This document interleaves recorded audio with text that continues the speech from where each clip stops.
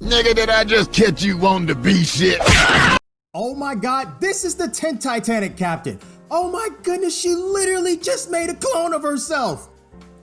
Who else makes clones, guys? Who else makes clones?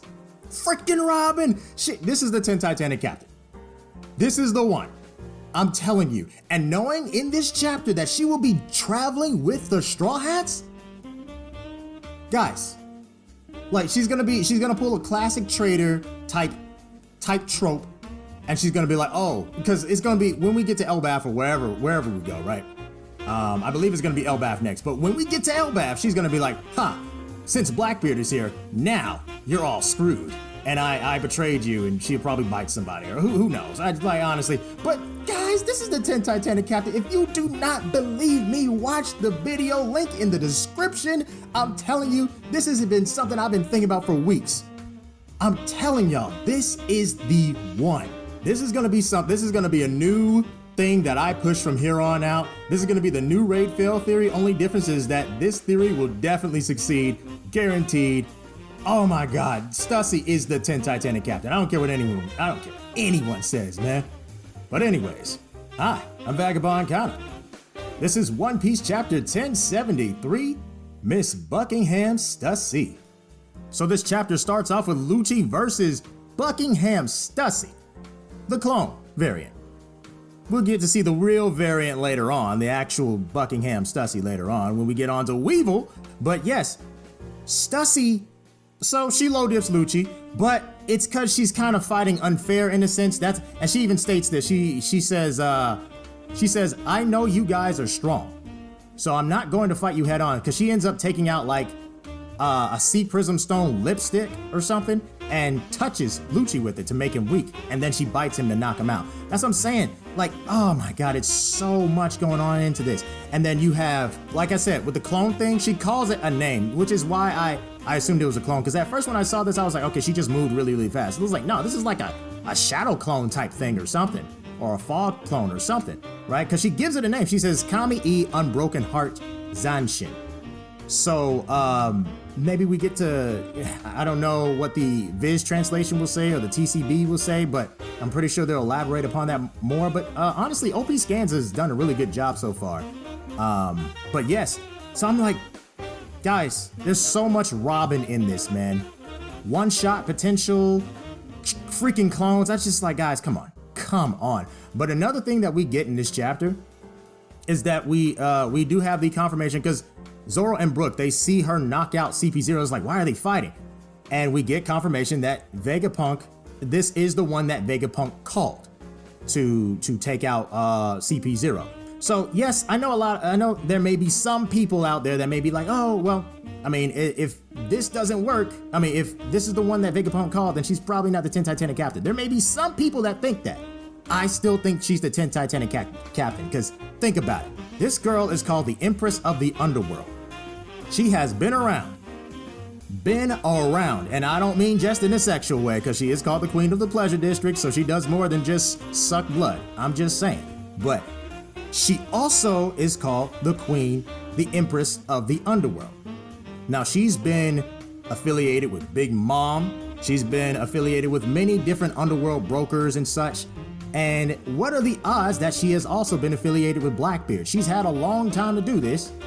And, you know, considering the Roxy Zebek connection that these two both have, Blackbeard's is a lot more mysterious, but Stussy's is more straightforward. But we have to see what Blackbeard has to offer in terms of that. But I'm just saying, man, she could be like a triple agent of a sort, right? Stussy, her allegiance may mainly be with Blackbeard. Because just because Vegapunk called her does not mean that's the end all be all. Trust me, I'm telling you, this is the freaking 10th Titanic Captain. I'm telling you, man, God, it just keeps piling up. But anyways, oh, and I'm taking credit for that theory, by the way, even though I probably won't get credit in the future. I'm just saying, I'm about to be a douche about this. But yes, so Stussy, she ends up reporting to Vegapunk, says, yeah, I put them both to sleep. And it's like, oh man, that's great. Even after 20 years in hiding, she remains our ally. 20 years. 20 years. What has she been doing in those 20 years other than being the Queen of the Pleasure District? I ask you. But it's funny what Vegapunk says here. And this is This is Shaka that says this. When the Straw Hats ask him, did you send your own spy into the intelligence agency? He says, I didn't mean to, but that's how it turned out. So that was so fake. That was so fake. I was like, what you mean you didn't mean to send a spy? What do you mean? Like, okay, either A, tell us the story behind it, or B, I'm sussing you out. You are sus just for saying that. What you mean you didn't mean to? Nah. We need to check you real quick. But anyways, so we get on to it. Stussy does not have the ability to stop the Seraphim from attacking because she has the same level of authority as Rob Lucci. So she cannot override it. So we have Baby Boa attacking everybody. Kid Kuma, Mini Mihawk, and Junior Jinbei still going at it. And Zoro, he's like, yeah, all these guys look very familiar. I've seen them before, especially that guy. And all of a sudden, we see Mini Mihawk about to take out Lilith because he's like just waiting to swing his sword, and she pokes her head out. He just throws he lunges at her, and Zoro comes in, blocks the attack from Mini Mihawk, and Zoro's just like, it's interesting. Because in this panel, you see Mini Mihawk, he's looking at Zoro with like a worried face or something like that. I was like, oh, this dude actually blocked my attack? What the heck? This guy's strong. And then Zoro's like, the closer I look, the more I see some humanity in you. And it almost kind of looks like Zoro's kind of smiling. It almost looks like that. It's like he's excited to fight this dude. It's like, oh snap, I get to test myself against a weaker version of you. At least for now, he's weaker. But we don't know what his devil fruit ability is. Honestly, if you didn't give him one, I wouldn't blame you because it's like, I mean, it's Mihawk. It's baby Mihawk, bro. Like, what do you, like, come on. Really? Let's be real here. So they clash for a very short time, but Edison, he says, Seraphim, stop attacking. And Junior Jinbei fires a laser beam. So I want you guys to really think about this, okay? And then I'm about to get into some hardcore power scaling here. So as Kuma, I'm sorry, not Kuma, but as the Seraphim Jinbei, as Shark, is firing a laser beam at Edison, mid laser beam attack, because you can literally see the laser beam flying straight towards Edison. Mid attack, Sanji is fast enough to grab Edison and dodge out of the way. That is some insane travel speed. He is doing this mid light speed attack.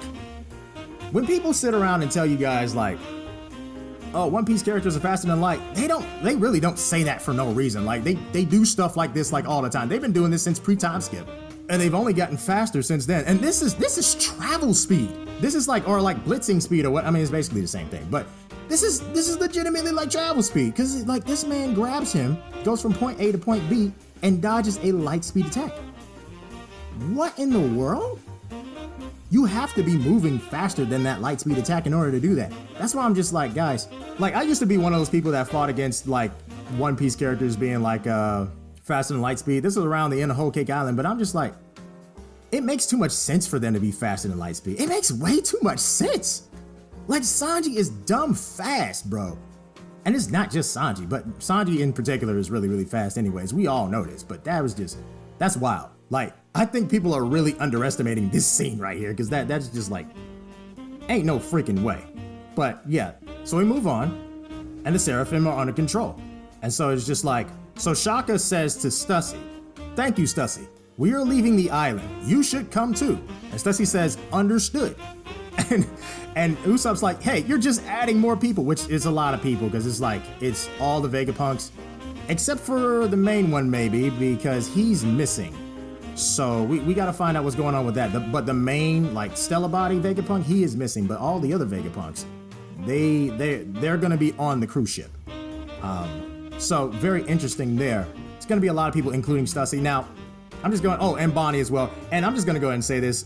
I already know the fandom's going to be sitting around going, oh, Stussy for crewmate. Oh my God. You already know. You already know what they're going to do because god dang, this fandom does the same thing over and over again. But she's not going to be the 10th Straw Hat, but she's going to be the 10th Titanic Captain, I tell you what. Heck, you already got freaking Mr. Morge talking about some god dang Bonnies joining. So it's like, here we go again. Here we go again. It's not going to end. It's going to... Because like when we don't have proper candidates, such as say like Carrot or Yamato in the picture, at that point, people are just gonna start picking random people that just show up, especially if they're female. If they're female, they're like, oh yeah, this person's joining.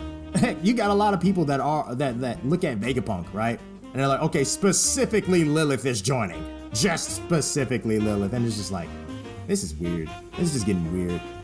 This is just getting weird.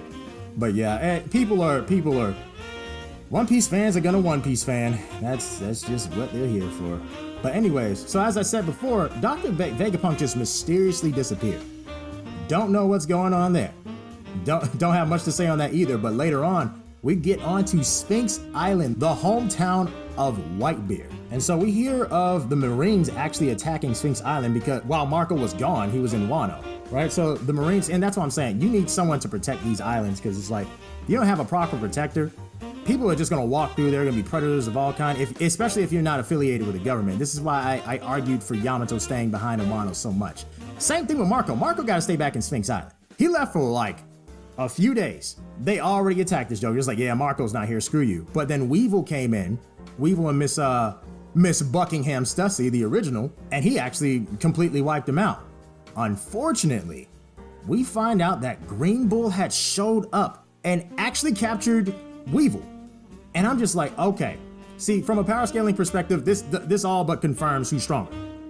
Admirals over Weevil, because, you know, I remember seeing in Sawyer 7 Mage's video, he said, okay, in a certain chapter, Kizaru compared Weevil to a young Whitebeard.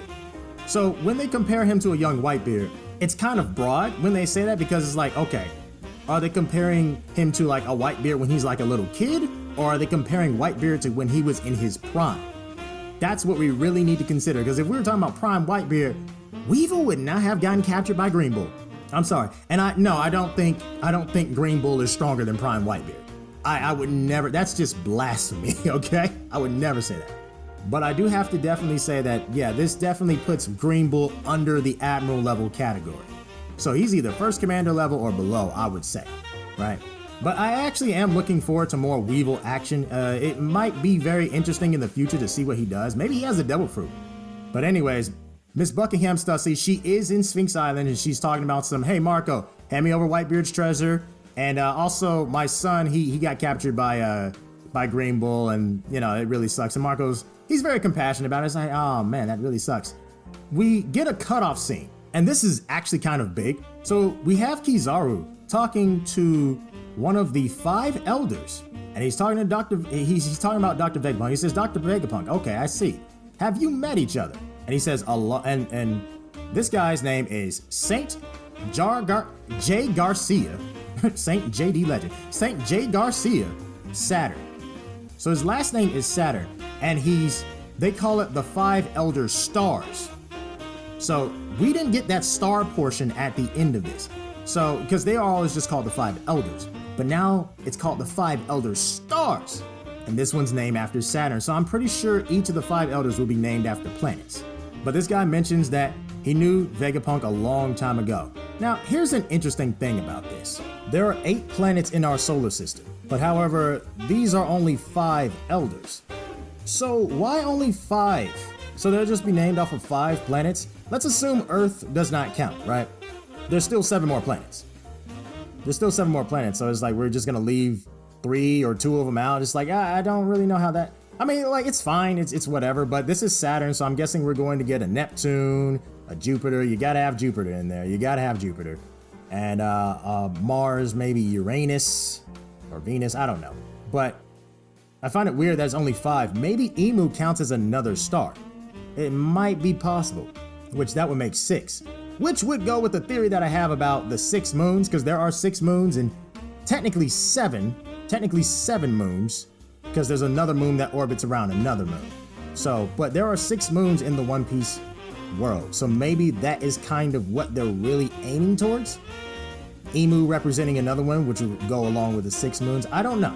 But this will be I'm going to remember this for future reference. I'm definitely going to remember this, that they are named off of specific stars. So the original Buckingham Stussy, she says, Marco, you believe that Whitebeard and Weevil are blood related, right? There's only one person that can prove it, and it's Dr. Vegapunk. He recorded our sex tape and everything. He's got it. We gotta go see him. And Marco's like, oh, Vegapunk has it. Oh, well, we definitely need to go see Vegapunk then. I mean, I know my Pops is in there, like, but it's whatever. I don't mind seeing him in either, you know what I'm saying? I mean, can we get much higher? Yeah. And so that marks the end of the chapter. There will be a break next week, which I'm sad about because we just came back from a 3-week break. But, I'm not going to complain too much. I mean, I know Oda's got to take his breaks, but at the same time, I was hoping we could get like one more before break, but it's whatever. I mean, things are really, really getting good, and I really don't want to wait on this because I'm really liking the development with Stussy and everything. Egghead Island, I love this freaking arc, man. I love this freaking arc, and it's very reminiscent of Sabaody because, you have Kizaru and the Straw Hats are trying to escape rather than stay around and fight, right? That's a good idea because these Seraphim are no joke. I mean, I wouldn't try them if I was Zoro or if I was Sanji. I mean, you could probably fight one, but that alone is going to be tough. Even they were even making Blackbeard sweat, so it's like that's a whole different ball game to deal with right there. But this chapter is very good. Stussy is the 10 Titanic Captain. Go watch the video. I'm serious. Link in the description. This is a theory I am going to continue to push until the end of time. But anyways, let's get on to the Reddit comments. We've been doing this review for quite some time now, and let's see what everybody has to say. You know what, Bump It, we going to Twitter. This one post by Lucas says, One Piece speed tier list. Tier A isn't ranked. And you have Sanji and Kizaru at SS tier, which I agree with. Here's the thing though, a lot of these characters are actually impressively fast. So I wouldn't just stop at Sanji. Sanji's real dumb fast, man, I'm telling you right now. But like after that one feat that he pulled off, it's like, yeah, definitely. But it's like, that's not surprising. That's kind of expected actually, to be real with you. But he put him over Katakuri, which I think Snake Man is incredibly fast, right? I think Snake Man would give Sanji at his fastest a run for his money. I really do. And I'm not even partially kidding. Lucci with low diff cat. Lucci is Admiral level. Lucci versus Kaido is high diff. Lucci fans did all that talking, all that propaganda on the TL just for bro to get low diff by Luffy, get back up, and then later get negative by Stussy. Oh, shoot. Oh, no. The disrespect is too high. Oh, Lord have mercy. I mean, on the down low, he's not necessarily wrong. I don't know about negative. Well, no, he did not get negative. I'd say he got no diffed, but that's because Stussy was kind of fighting dirty. He still got no diffed, but Stussy was fighting. Oh my God, the Rob Lucci disrespect just came in hot. Oh my Lord, I can't right now because this man look, it's hard to argue with this fella, okay? It's hard to argue with this man. I can't believe Stussy did this to this man. But on the rankings, I'm still gonna put Lucci over Stussy. It's just she got the jump. She got the element of surprise on him, and she also used Sea Prism Stone. So it's just like, okay, I can kind of, because she did give him the benefit of the doubt. She was like, okay, you guys are strong, so I kind of have to be a little cheap here. So she did say that if you want to cope a little bit about the Lucci stuff, okay? But I do believe Lucci's still first commander level, just very weak first commander level. Just like, I don't think he would low div cat. I don't think he would even, I'm sorry, like Katakuri would definitely beat Lucci. King would beat Lucci, in my honest opinion. I don't think Lucci is that guy. I really don't, still to this day. I never looked at CP0 as that tough. Lucci is probably the height of CP0. Lucci, Kaku, and Stussy. But anyways. Wait, so all the punks, Bonnie and Stussy are going with the Straw Hats? It's gonna be crowded. Yep. Yeah. No, I'm just waiting for people to start being like, all right, Stussy for crewmate. They already been saying Vegapunk for crewmate for Straw Hat. And then they're gonna, Morge has already started his Bonnie junk. Morge has already started, But I'm telling y'all, Stussy ain't gonna be joining. Bonnie's not either, or nor is Vegapunk. I'm sorry. That's just where I stand at, and I stand there for good reasons. I'm telling you, just leave it at that, okay? Zoro better observation than Sanji, they said. Zoro faster than Sanji, they said. This mofo literally froze. Okay, so They starting to Zoro versus Sanji debate. No, I mean, like, look, I'm not gonna sit here and pretend like I would say Sanji has better speed than Zoro. Yeah, definitely. And better defense now, but Zoro has more endurance, like able to, you know, pain tolerance, able to take pain and attacks and stuff, and also better attack power, obviously. I mean, there are strengths and weaknesses with Zoro and Sanji, so everybody already knows the deal. Like, you know, ain't no need to act brand new to it. I mean, we already knew Sanji's thing was observation and Zoro's thing was armament. So this isn't really a conversation that's like brand new. And honestly, who the heck said Zoro had better observation haki than Sanji? Who is that person drunk? The heck? Like what? Like what? Excuse me? Like, we already know what it is. Like, come on. Now, if Zoro ever gets future sight and Sanji doesn't, then I'm gonna give Zoro observation haki, obviously, because it's like, I mean, he's seeing into the future. He has advanced observation, so yeah, you gotta kind of give it to Zoro. Whereas Sanji, his specialty in observation kind of just seems to rely more on just women, which is stupid, which is also sad because he couldn't tell that Kiku was actually a man. But yeah, Sanji, you might need to work on your observation a little bit better. Stussy on the Sunny. Next Straw Hat is going to be a CP0 agent. Gas the right agenda. Oh my, see, this is what I'm talking about. This, god dang it. Y'all always do this every single time any character ever in the universe is introduced. Who needs to actually think? Guys, let's just throw random people out there into the freaking abyss and just say, hey, this is going to be the next Straw Hat. We'll just make up some junk. Let's just say whatever, right? I can't. Human beings, you're not even thinking of like, okay, like, what's gonna be her role in the crew? We gotta go through the gauntlet. What's gonna be her role in the crew? All right, like, what does she add? Stuff like that. I mean, we don't know much about Stussy. We know a decent bit, but a lot of it is very reminiscent of Robin. Just saying. All right. 10 Straw Hat? Nah. 10 Titanic Captain? Yeah. Zoro casually scaring every living creature in the new world. That's what I'm saying, man. Like this man did actually kind of. It seemed like Seraphim Mihawk got a little frightened there for a second, and Zoro's just like, yeah, that's right. I'm ready. You sense this demonic aura. I'm worse than Robin. But seriously. Like this man, I really want to see how that, I wanted to see how that 1v1 would go, but I kind of figured Oda was going to stop there, you know, because, well, first of all, it's not a Luffy fight. Let's be real here, because if this was a Luffy fight, he'd be like, you know, let's just extend this a little bit. I want to do some more cartoon junk. Let's be real. Oda would do that. Let's keep it real. Let's not pretend like we don't know what Oda likes. Okay, well, that's it for the video. We're not going to do a carrot opium session this video, mainly due to the fact that we got a lot of, you know, this is the year of the rabbit. We're going to be doing a lot of carrot stuff anyways.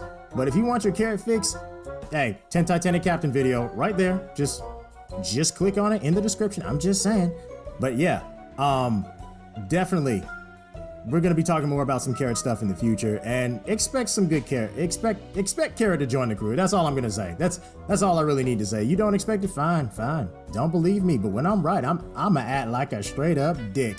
I really am, okay? But anyways, this was a fun as heck chapter. My God, I tell you what. And it sucks that we have a break, but we'll be getting back to it the week afterwards. We just gotta exercise some patience, and then we'll be there. Not that big of a deal. But anyways, look forward to the next chapter. And with all that being said, Vagabond gone.